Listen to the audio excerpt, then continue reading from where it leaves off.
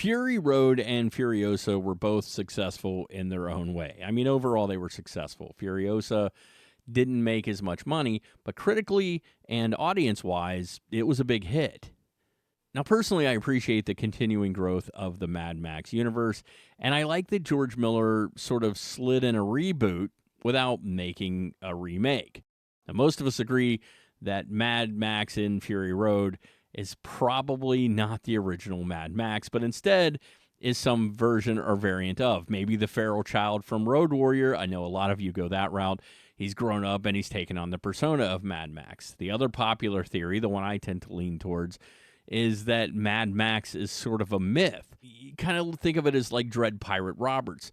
Someone else just sort of takes on the name as things go along, which is what kind of happens at the end of Fury Road when Tom Hardy, for the only time in the movie, says that his name is Max.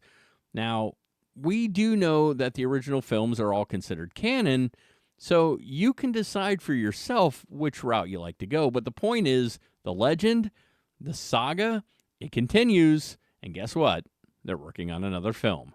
Hey guys, I'm Jason Emmett, and this is the Movie Mix, and yes, another Mad Max-related film is currently being worked on, with George Miller confirming that they do have another script in place, but he also says right now they're not sure when the film is going to happen because he has at least 2 projects he wants to move forward with before the next Mad Max film.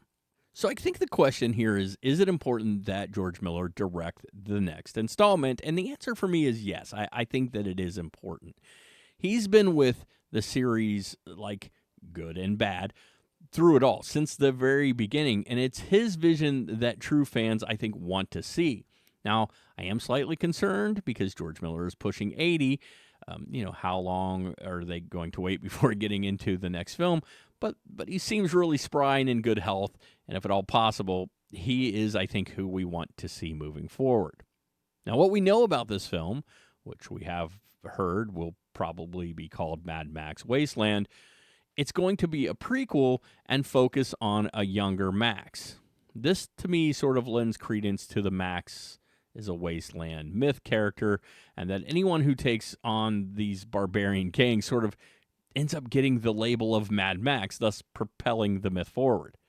I like to think that Mel Gibson was the original Max, and that the first film is his actual origin story, and that his stories, some of them may not even be true. It's just stories people tell, and then some of the others, like Tom Hardy's, are just people that are sort of out there doing the same sort of things that Max did, and they're just getting that label. To me, this is a really clever device. It's kind of like Doctor Who. This allows Miller to play in his own world without disrupting the story's canon, and allows him to continue on and make various stories without really messing with the original.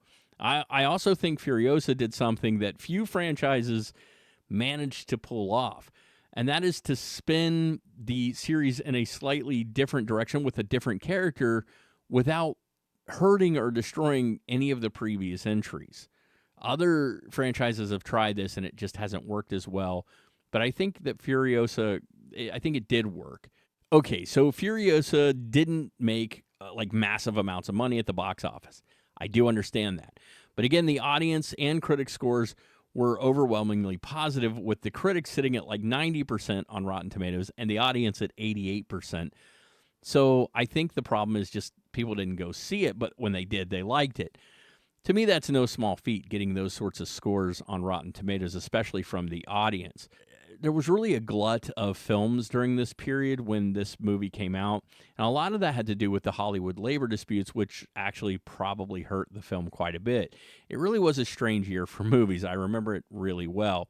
And I will admit that while I enjoyed Furiosa quite a bit, there were reasons, which I currently cannot recall, that I wasn't actually able to go to the theater and catch this movie, which is something I normally do try and do.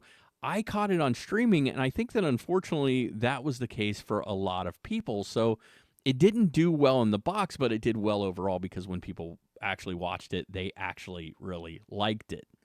The problem is that while Miller has assured us that the new story is complete, the dip in the box office might have slowed progress for the next installment a little bit.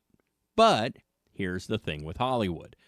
They really like to return to the well, and the fact that there is a complete script might just, light their fire a little bit, and if their fire is lit, they might get Miller moving sooner rather than later.